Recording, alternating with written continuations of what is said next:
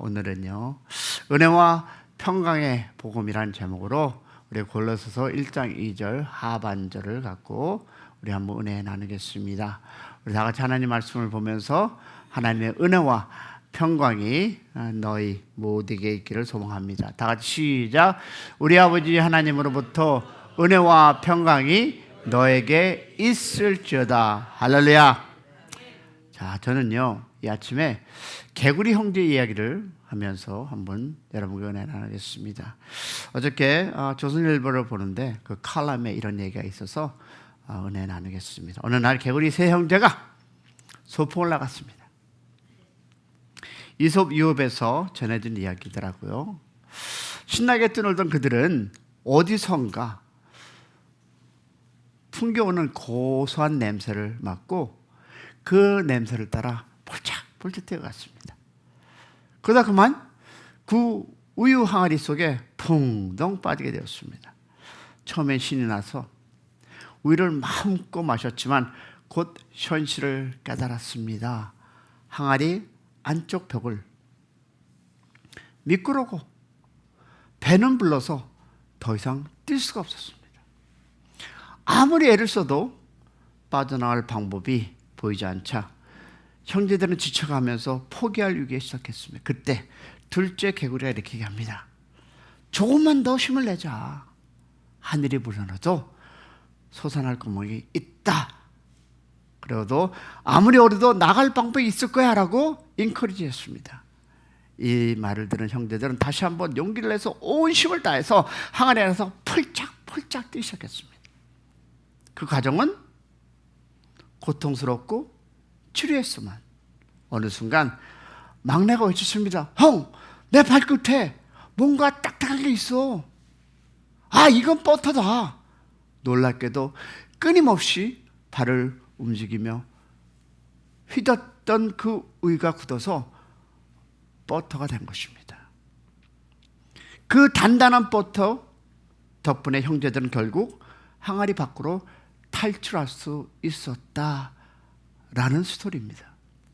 저는 이 글을 읽으면서 깨달은 것이 있습니다.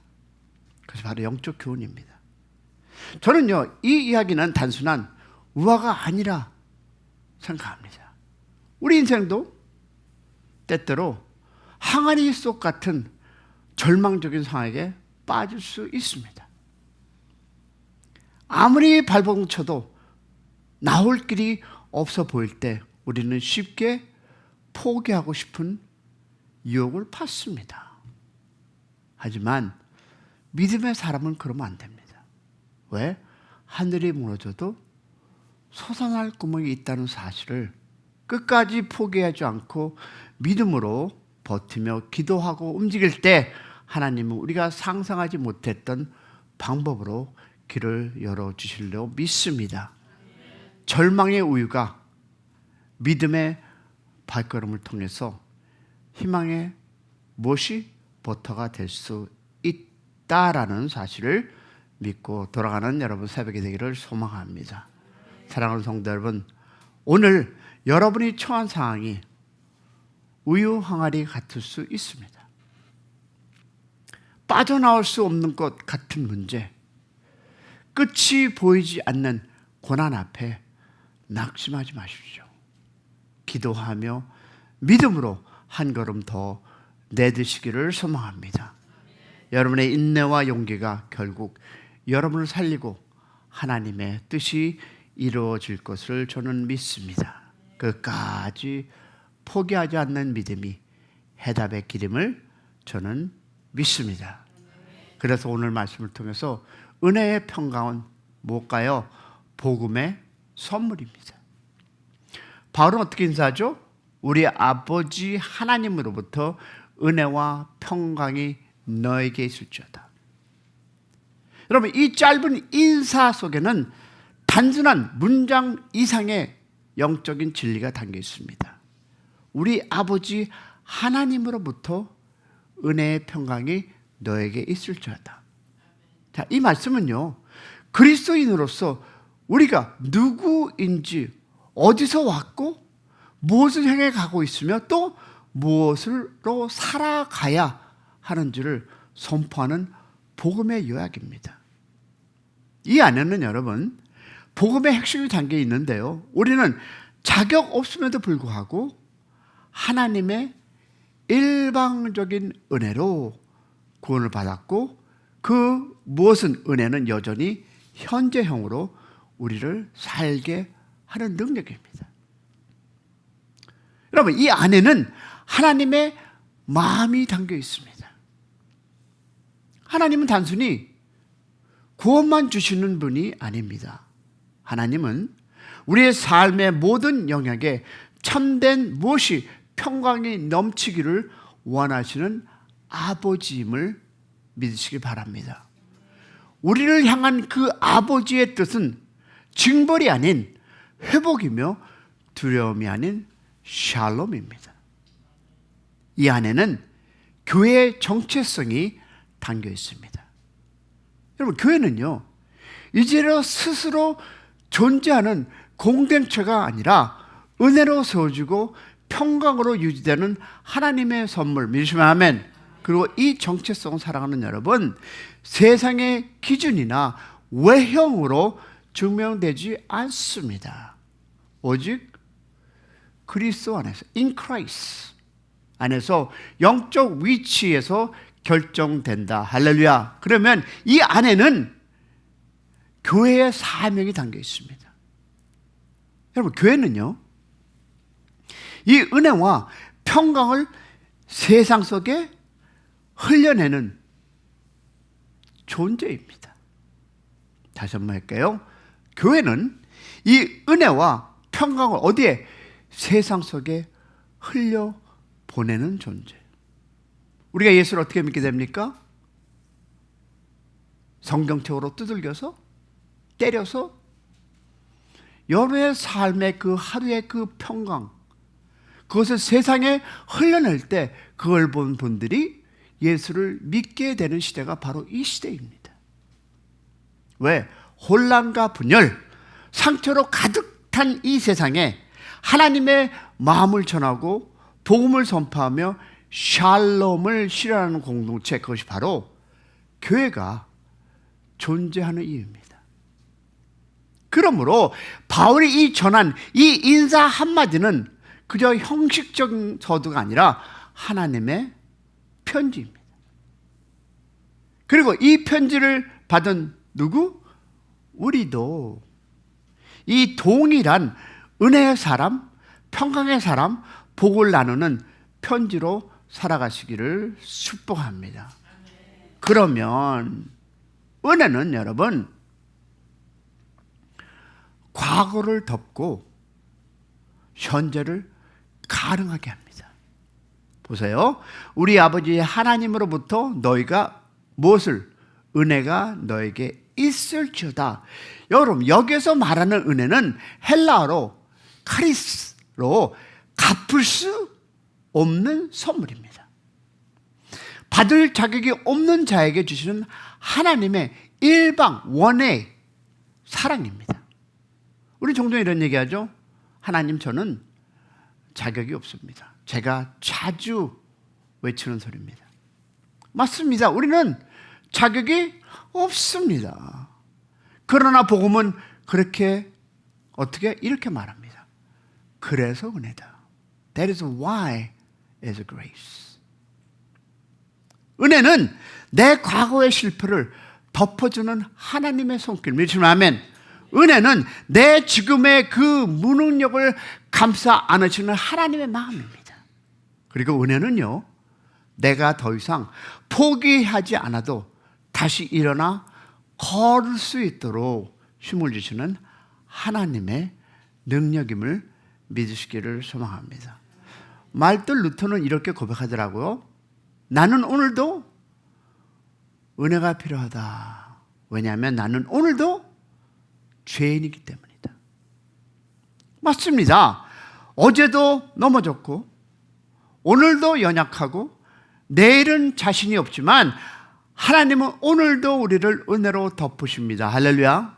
바울이 이 골로새의 교회에 은혜가 있기를 기도한 것은 그들이 핍박 가운데 있었기 때문만이 아니라 세속 철학, 율법주의, 천사 숭배, 영지주의 같은 혼란 속에서도 은혜로만 살아갈 수 있기 때문이었습니다. 그래서 우리도 기도합니다. 어떻게? 주여, 오늘도 은혜 아니면 살 수 없습니다. 이 고백이 여러분의 새벽이 되기를 소망합니다. 은혜는 단지 감정이 아닙니다. 은혜는 오늘을 살아가는 쉼입니다. 은혜는 성도가 다시 어떻게 세우는 능력입니다. 여러분, 은혜는 모든 걸 내려놓고도 기쁘게 하는 복음의 정수입니다. 그렇다면 우리가 원하는 평강을 사랑하는 여러분, 뭘까요? 세 번째, 하늘에서 내려오는 기쁨의 선물입니다. 왜냐하면 은혜와 평강이 너에게 있을지어다. 이제 두 번째 바울은 복을 전합니다. 그것은 바로 평강입니다. 여러분, 히브리어는 잘 알려진 샬롬이죠. 우리는 흔히 평강을 마음이 편한 상태라고 이해합니다. 그러나 성경이 말하는 평강은 단순한 감정이 아닙니다. 여러분, 첫 번째 샬롬은요, 하나님과의 관계가 회복된 상태입니다. 그래서 첫 번째고, 샬롬은 혼란과 이 두려움 가운데서 누리는 하나님의 질서입니다. 또한 샬롬은 흔들리는 세상 속에서도 무너지지 않는 내면의 중심입니다. 왜 그러냐? 예수님은 요한복음 17장 27절에 이렇게 말씀합니다. 시작. 내가 너에게 평안을 끼치노니 곧 나의 평안을 너에게 주노라. 내가 너에게 주는 것은 세상에 주는 것 같이 아니하리라. 너희는 마음에 근심하지 말라. 두려워하지 말라. 뭡니까? 이 세상에 주는 평안은 환경이 좋아야만 가능한 조건부입니다. 하지만 주님이 주시는 이 평강은 폭풍 가운데서도 고요한 중심을 주는 은혜. 그래서 파스칼은 이렇게 얘기하더라고요. 사람의 모든 불행은 조용히 자기 방에 혼자 앉아 있을 수 없기 때문이다. 그러나 평강이 있는 사람은 바쁜 세상 속에서도 조용히 주님 앞에 나올 수 있는 사람입니다. 이런 사람은요, 상황이 아니라 예수 안에서 쉼을 얻습니다. 할렐루야. 그래서 바울은 얘기하죠. 뭐랍니까? 은혜와 함께 평강이 있어야 한다고. 무엇이 함께? 은혜와 함께 평강이. 여러분, 은혜는요, 나의 과거를 덮고 평강은 나의 오늘을 견디게 합니다.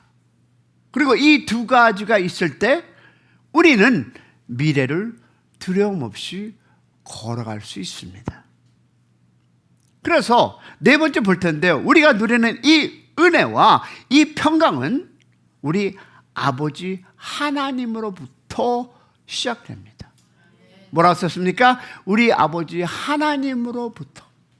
자, 이 짧은 여러분 표현 속에는 복음의 핵심이 담겨 있는데 바울은 단순히 하나님께로부터라고 말하지 않았습니다. 그는 우리 아버지 하나님이라고 합니다. 이것이 바로 복음입니다. 여러분, 창조주, 전능하신 주권자 하나님께서 이제는 우리의 아버지가 되셨다는 것. 할렐루야. 예수님께서 가르쳐 주신 첫 기도가 뭡니까? 하늘에 계신 우리 아버지로. 그죠? 그러면 하나님이 우리 아버지가 되었다는 이 사실만으로 우리는 평안을 누릴 수 있습니다. 여러분, 세상은 우리를 거절해도, 사람들은 실망을 안겨주어도 내 마음조차 내 뜻대로 되지 않아도 아버지가 되신 그 하나님으로부터 우리는 그 편에 설 수 있다 없다? 있습니다. 왜냐하면 로마서 여러분 5장 18절에 이렇게 얘기하죠. 다 같이 시작. 너희는 다시 무수하는 종의 영을 받지 아니하고 양자의 영을 받았으므로 우리가 아빠 아버지라고 부르짖느라. 할렐루야. 여러분, 이제 우리는 어디에 두려움 속에서 떨며 하나님을 부르는 자가 아닙니다. 우리는 아버지로 향해서 뭐라? 아빠라고 부를 수 있는 자녀임을 믿기를 소망합니다. 그리고 그 아버지께서 주시는 무엇을? 선물이 바로 은혜와 평강. 할렐루야. 그런데 저는 이 인사가 5번에 보니까 단지 인사가 아니었어요. 이것은요, 믿음의 영적 선언이었습니다. 자, 바울은 편지를 쓸 때마다 거의 모든 서신에 이 표현을 사용합니다. 어떤 서신입니까? 은혜와 평강이 너에게 있을지어다. 그러면 이것은 단순한 인사가 아니었습니다.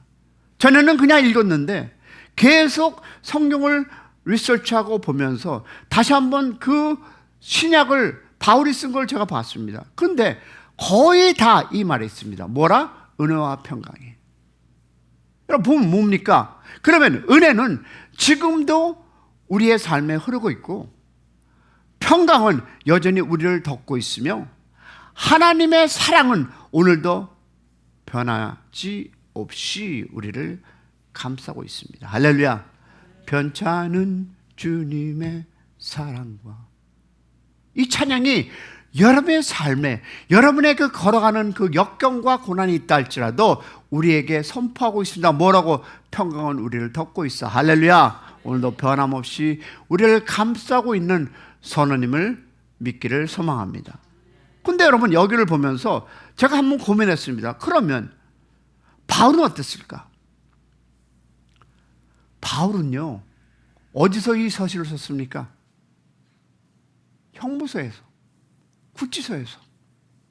여러분 생각해 보세요. 어떻게 구치소에 있는 사람이, 여러분이 구치소에 있으면 여러분 과연 이런 글을 쓸 수 있을까요? 당신에게 하나님의 평강이 있을지어다.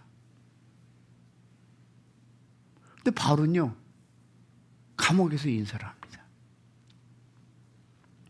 쇠사슬이 묶인 채 고난 가운데 있음에도 불구하고 그는 은혜와 평강이 있기를 선포합니다.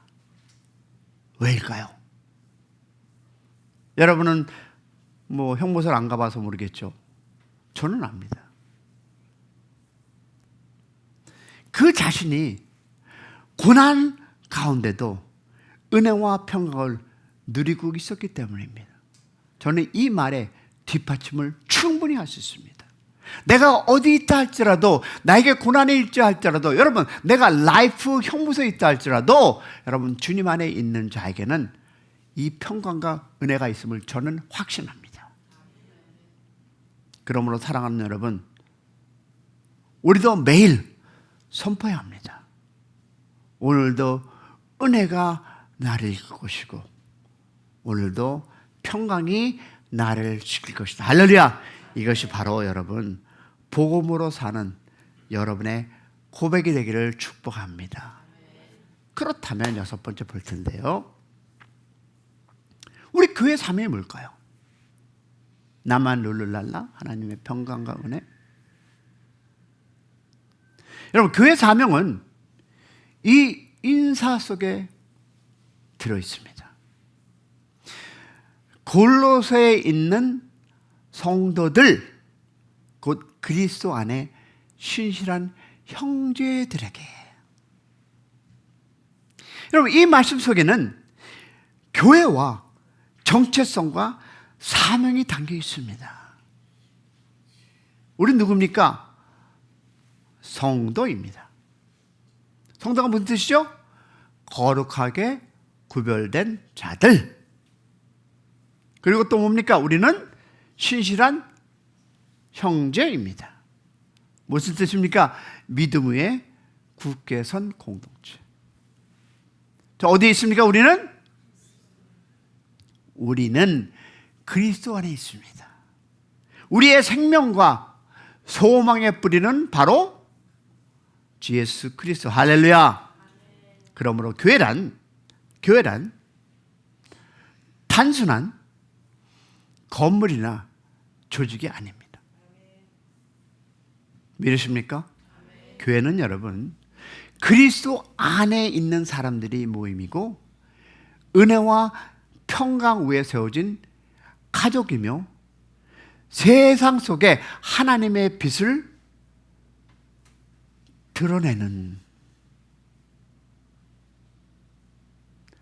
드러내는 사명 공동체입니다. 우리는 여기 있는 분은 그 사명을 품고 세상으로 나가야 합니다. 할렐루야. 왜?